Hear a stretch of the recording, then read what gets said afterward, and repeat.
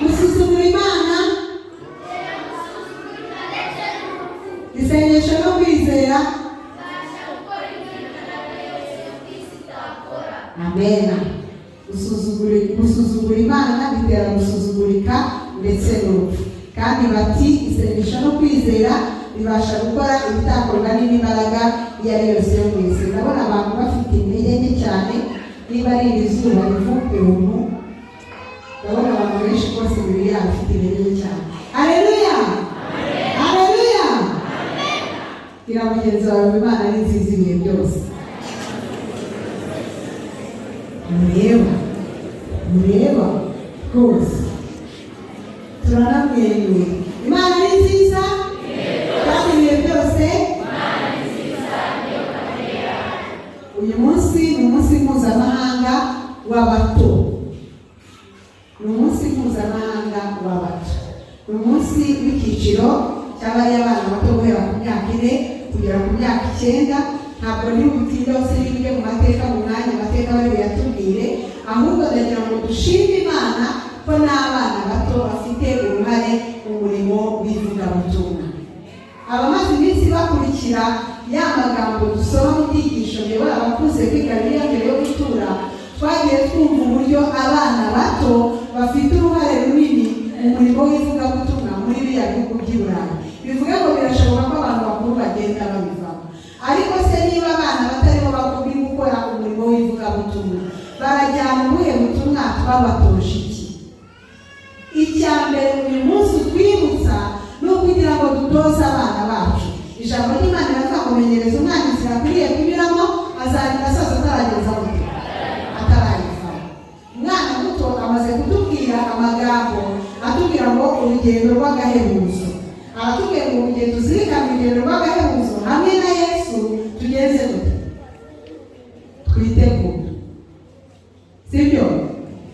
Reka rero tudatinze dusenga. Mana nziza urakoze, izina ryawe rihabwe icyubahiro. Ijambo ryawe ritwereka neza ko abakwemeye bakizera izina ryawe wabahaye ubushobozi bwo kwitwa abana b'Imana. Natwe imbere yawe turi abana, niko duhaza umuntu wacu. Turere utukuze utugize kugira ushaka ko tugeraho mu izina ryiza rya Yesu. Kuri uyu munsi mpuzamahanga w'abana, uyu munsi insanganyamatsiko iratubwira ngo urugendo rw'agahebuzo. Urugendo rw'agahebuzo. Gitekereza iki cyigisho nahise ntekereza ikintu cyane gishimisha ku bantu bagize amahirwe yo kugera muri interina. Niba hari umunsi uryoha n'umunsi uri buke mutaha mujya muri vakansi, abagiye murabeshya. Reka mbabwire, wari uzi kuzinga ukazinga ibyawe byose n'amashuka ukayazinga ukarara ukumbagurika, sibyo? Urazinga ku buryo umujura ashaka kwiba wasigara uko wambaye gusa. Abenshi iyo bwabaga buri icyo dutaha nta nubwo twararanaga robe dudu, wararanaga imyenda uzajya kubw'ibyo mbese uri waba muri mujyana. Iyo habaga ari mu gusoza umwaka we rero twararaga twibuka muri dorutwari dusezeranaho kuko tugiye muri grande vacances. Ariko se ko tuvuga ko turi hafi gutaha, ko tuvuga ko hano ku isi atari iwacu, ko turirimba tukavuga ngo twabuze gakondo muri iyi si tugamije iby'iwacu mu ijuru, ko turi hafi gutaha, waba waramaze kuzinga utwawe. Ese witeguye gutaha koko? Muri iryo joro twabaga tuvuga ngo buracya dutaha, umuntu utwe yatwegeranyije. Reka kubwire, abana barabibaga. Ubundi hari iterambere rizana ibintu byinshi byiza. Ubu ngubu buri gucya abana bataha nta mwana bagifite ikintu kuvugaho, sibyo? Baba baramaze kuyishyura. Ababyeyi bayohereza abaprefe, animateri, animatrice bakira amafaranga bishyura ku majanse, abazajya i Kigali, abazajya kubw'ibyo ugiye no kwiga umwana wawe wishyura wenda bamutwarira varize, bwacyaga mu gitondo abana babibwe badasigaranye amatike kuko yayibitseho akajya kuyagara akaza agasanga babitwara. Uyu munsi abantu benshi turi kuvuga ngo twiteguye gutaha, twarangiza tukayagara, Satani akatunyaga ibyaha akatujyana iwacu. urugendo rw'agahebuzo. Gutembera ni kimwe mu bikorwa byiza dushobora gukorera abana bacu cyangwa n'abana bashobora gukora. Ubajije buri mwana ahangaha ukabaza uti ahantu heza wagiye ni yahakubwira, ariko hari utarigera agira abana. Harimo bareza mu gipangu bakaremeza no gusura abaturanyi, akava mu nzu agiye ku ishuri agataha bakongera bakamugezaho kuba najya no kwa nyoko, najya no kwa shangazi, najya no kwa muyomba, akaguma iyo gusa. Ariko gutembera ni ikintu cyiza kinezeza abana. No muri Shiya tubagenera igihe cyo gutembera, promenade. Ndetse dushobora kuba twarakoze urugendo mu buryo bumwe cyangwa ubundi, ariko turebere hamwe ibihe bigomba kuba bihari kugira ngo urugendo rube rwiza. Ni iki cyatuma urugendo turwishimira, haba mu by'umubiri haba no mu buryo bw'umwuka? Ni iki cyatuma urugendo rutubera agahebuzo? Ikintu cya mbere gituma urugendo ruba rwiza ni icyerekezo cyiza. Ngo iki? Icyerekezo cyiza. Iyo ugiye ari heza ntabwo ugira ubute. Igituma abana bari kwerekera abana badasinziriye nubwo azi ko atashye agiye mu rugo. Haleluya! Niba hari ikintu cyagatumira urugendo nubwo muri bitugoye ruturyohera, nubwo tuzi ko aho tugiye ari heza. Umwanditsi w'iki cyigisho yaravuze ati data yambwiye ko akiri muto kugenda mu ndege byari iby'abantu bifashije. Ese uyu munsi si byo? Rero abantu babaga bashaka gukora ingendo ndende mu bushobozi bwabo, abenshi bategaga ibyo bita bisi cyangwa se gari ya moshi. Gari ya moshi ishobora gukora urugendo rw'ibirometero birenga 2,000. Rero kandi imiryango yabo yari iri kure y'aho batuye, yari kure cyane ku buryo byabasaga kuvaga gukora urwo rugendo rurerure cyane muri gari ya moshi, ruruhije, rurambiranye. Ariko kubera ko babaga bazi ko aho bagiye ari mu muryango bazanezerwa, urwo rugendo ntabwo rwigeraga rubatera ubute. Gutegereza kugera aho berekeza, aho bazagira ibihe byiza, byatumaga birengagiza kurambirwa gukora amasaha arenga 28 muri bisi. Ikintu cy'ingenzi cyari uko habaga hakwiye kuboneka kwitanga. Twese twatumiwe ahantu hakwiye kumenyekana. Ku giti cyanjye nshimishwa cyane no kumenya ko Yesu yagiye kubitegurira umwanya. Haleluya! Yesu yaravuze ngo ngiye kubategurira ahanyu, nzagaruka mbajyane, baho ni namwe muzagenze gute? Muzabe. Tuzi ko Yesu na se baremye isi itunganye, byari byiza, ntabwo byari bimeze nk'uko tubona isi uyu munsi. Ariko hamwe n'ibindi zose n'ibibazo biri muri iki gihe, hano hari ahantu henshi heza ku isi ushobora kwishimira hamwe n'umuryango wawe. Nyamara nta hantu heza haruta aho Yesu yagiye kudutegurira mu bwami bwo mu ijuru. Mu Rwanda rw'abikora n'igice cya 9, intumwa Pawulo aduha incamake akatubwira ngo iby'ijisho ritabonye, iby'ugutwi kutumvise, ndetse n'iby'ubwenge bw'umuntu utigeze gutekereza, ibyo bintu byose Imana yabiteguriye abagenza gute? None reka kubaze, uramutse uhawe ubwitozo wo kugira ngo ufunge amaso yawe utekereze ahantu heza kuruta ahandi waba waragiye, wahibuka? Birashoboka, wahibuka. Ariko aho hantu heza uvuga ko ari heza ntabwo haruta Yesu yagiye kudutegurira.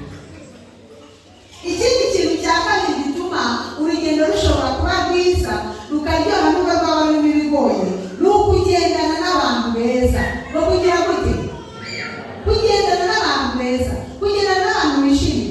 Uzi kujya muri bisi uvuye ntaho ugiye uravu, maze ukicarana n'umuntu waguwe neza, akaba ariko bivuga umuntu rwose washize icyaha. Biroroha? Amasaha 3 yageraga Rubavu ushobora kugerayo umaze nk'amasaha 6 kubera uburyo wenda ari gusakuza, kubera uburyo ari kukubangamira, kubera uburyo ari kugaruka. Ariko igihe turi mu rugendo tukagendana n'abantu twumva twishimiye, dutekereza iyo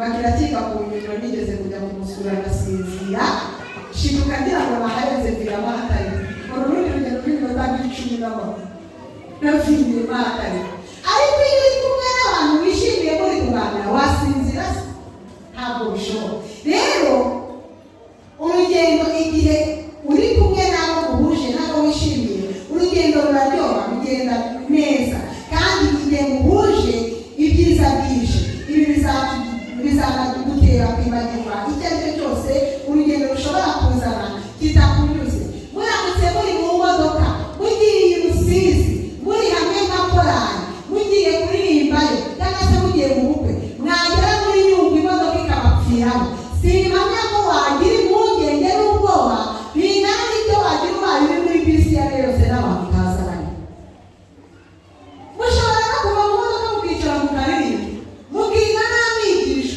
mukanaseka abana b'abavandimwe mwasubiramo amateka mu muryango wabo ibyo bintu byatuma ibiruhije mwari guhura nabyo mu rugendo rimwe na rimwe mutari munabyibuka bigenda biti igihe Kristo azagaruka ariko ntigasubira amagambo nawe mu nyandiko z'ibanze paje 16 yaravuze ngo bose hamwe binjiye mu gicu tumara iminsi 7 tuzamuka ku nyanja y'ibirahuri aho Yesu yashushanyije amakamba ayafata ku kuboko kwe yaduhaye kandi intanga za zahabu n'imikindo yo kunesha haleluya igihe tuzaba turi mu rugendo rw'iminsi 7 tugana mu bwami bwo mu ijuru ubwo Yesu azaba agarutse gutwara ingozi n'ukuri byatubabaje twese ntabwo tuzakurikira igihe Kristo azagaruka kutujyana tuzakora urugendo ruzamara iminsi 7 nk'uko twabivuze mbere urugendo rurerure rwihanganirwa mu gihe uzi ko aho ugana ari heza kandi ikirere kigomba rwose kuba gitangaje cyane ku buryo tutashobora kuba tubitekereza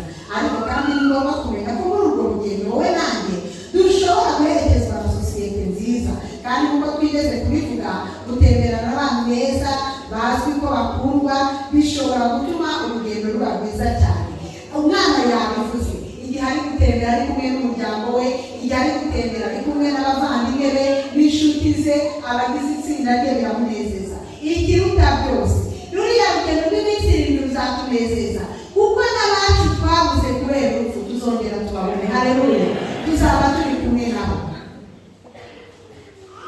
mu Rwanda rw'abasaba igice cya 16 kwa 18 aravuga ngo kuko umwami ubwe azaza amanutse ava mu ijuru aranguye ijwi rirenga hamwe n'ijwi rya marayika ukomeye n'impanda y'Imana nuko abapfiriye muri Kristo nibo bazabanza kugeza kuzuka maze natwe abazaba bakiriho basigaye duhereko tuzamuranwe nawe tujyananwe nabo tuzamuye mu bicu dusangane umwami mu kirere nuko rero tuzabana n'umwami iteka ryose Pawulo yaravuze ngo mumeranyirishe imibabaro kubwirana kw'iki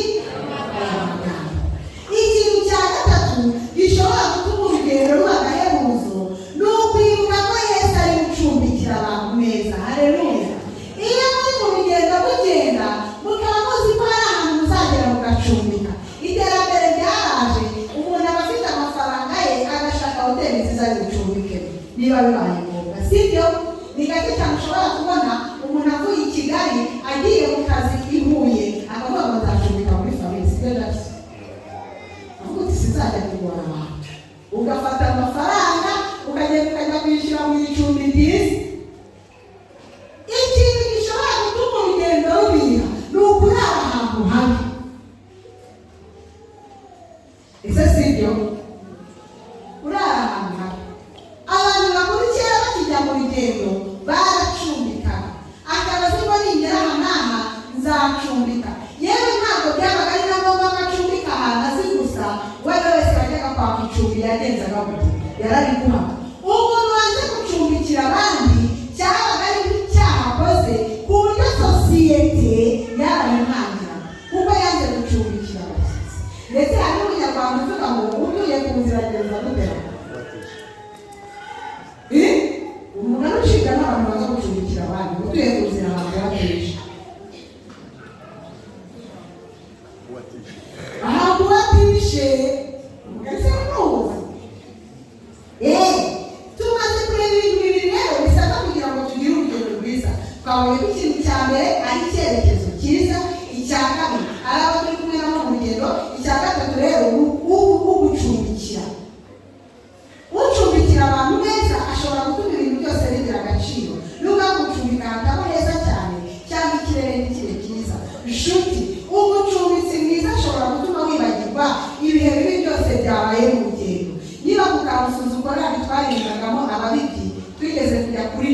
Burundi. Umuntu twari kumwe watujyanye y'umukecuru ukuze mukuru, kubera ko twahagutse dutinze tugeze mu nzira tutangiye kuvana ayoberwa inzira turi mu birere. Tuza kugera ahantu tugiye kwishura mu nzira, abantu bazaba tugira abantu mugiye kwishura nta mutekano uhari, nimushaka ko mucumbika hafi aho ngaho, reka babwire Imana ni nziza. Igihe tugiye kwibaza ngo turacumbikahe, ko twahagurutse i Kigali tuzi ko aho tugiye turi burare, mutekereza ko bari buri wese yari afite amafaranga yo kuyogoresha muri hoteli. Ijoro rituzanira abantu babiri, imiryango ibiri iratugabana kandi twari muri kwasiteri. Ntumaze uburyo niba bari ntabwo tuko na n'uyu munsi niyo tubicaranye kora ababitwaga icyo kintu, uretse kuvuga ngo ijoro rye ryari ryateguwe, imiryango ibiri iratugabana, abari muri kwasiteri bajya hamwe, abari mu yindi bajya hamwe, turagenda baradusasira gusa bibiriza baduhaye amazi turakaraba twese, baratugaburira turarya turahaga, turangije baradusasira turaryama twese. Mu gitondo turabyuka bajyana natwe gusengera ahantu tugiye gusengera, twirirwana nayo, barahadusiga turaharara nacyo. Mu gitondo bagaruka kutureba, turongera baraduherekeza batugeza ku mupaka. Umucumbitsi, umuntu ugucumbikiye atuma wera. Reka babwire, twari dufite ubwoba turi kugira umushyitsi bamaze kutubwira aho tugiye kwishora uburyo hari umutekano mubi, ariko tumaze kugera mu hantu twaravuze haleluya, tugeze muri bene data. Abo bantu baduhingutseho duhagaze ahantu kuri sitasiyo twakamiye amaso bavuye gutangira isabato, batubonye ukuntu twambaye iniforume, amakuru yari yamenyekanye ko hari barizatuka i Kigali kajya kuri tubaze niba bari yiteguye batekereza ko iyo korari ihoraho, ubwo ntitwari tubazi cyangwa bahise baba inshuti za korari. Burya niyo mpamvu mwabaririmbyi igihe mugiye mu murimo, inama itari agakecuru mujye mugera mwambaye impuzankano. Twari twambaye iniforume, bakitubona ukuntu twambaye iniforume, twashyize banderole ku modoka, bahita bavuga batabani bene data baraza baradusuhuza. Iyo tuba twambaye ko tubonye niba ari kwigendera. Yesu n'ucumbikira abantu neza. Yesu yaravuze ngo mu rugo rwa data hariyo amazu angana iki? Kubw'ibyo rero ntabwo tuzigera tubura aho tuba mu bwami bwo mu ijuru. Kubana na Yesu bizaba bisobanuye kuba mu bwami bwateguwe kuva isi ikiremwa. Ikintu giteganijwe ko kukwakira ni uko uwakiriye akora ibishoboka byose kugira ngo akorere abashyitsi neza. Uwakira agomba gufata ingamba zose kugira ngo abashe gutuma bumva bamerewe neza, bishimye kandi mu buryo bumwe cyangwa ubundi, kugira ngo bibagirwe ibihe bibi babayemo. Kumenya ko Yesu yazutse hanyuma akazamurwa mu ijuru gutegura amazu yasezeranye, byagombye kudutera imbaraga zo kumenya no kwishimira ko agiye kutwakira ubwe. Haleluya! Ibi bigomba kutwuzuza umunezero n'ibyiringiro. Tugomba kuzuza umunezero n'ibyiringiro, kuko mu ijuru ntabwo ari abamarayika bazatwakira ngo batugaburire. Mu ijuru ntabwo ari ibindi biremwa bizatwakira, ni Yesu Kristo ubwe. Haleluya! Ni Imana ubwayo izatwakira ikaduha kubishira duhisha imyaka myinshi cyane. Mbifurije kuzabayo.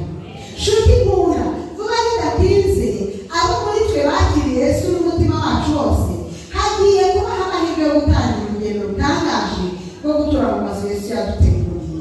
Amakuru meza gusangiza ni uko aho tujya mu ijuru ari ahantu heza cyane. Mu rugendo rujya mu ijuru tuzaba dukikijwe n'abantu beza barimo inshuti n'imiryango yazutse, kugira ngo dukore urugendo kandi tube ubuziraherezo. Mu kirere dushobora kwishimira ubwiza bw'inyanja y'ibirahure, tugakina n'ubwoko bwose bw'inyamaswa, tuzashobora kuryoherwa n'imbuto ziryoshye, kandi tuzajya tujya mu zindi si. Ibi bizamara imyaka 1000, ariko reka iyi ngingo izaba ikindi gihe. Ni byiza kugira ngo ube muri uru rugendo ugomba gukizwa, kandi kugira ngo ukizwe ugomba kwizera umwami Yesu ukabatizwa. Ariko nanone ugomba kuba amaboko aya Yesu gufasha abandi kumumenya. Ngo tugomba kuba amaboko yande ya Yesu gufasha abandi kugenza gute? None uri amaboko ya Yesu? None waba umaze kubwira abangahe ibya Yesu? None waba umaze kubwira abangahe ko hari urugendo rw'agahebuzo? Ni byiza kugira ngo ube muri urugendo. Mbese urashaka kwibanira na Yesu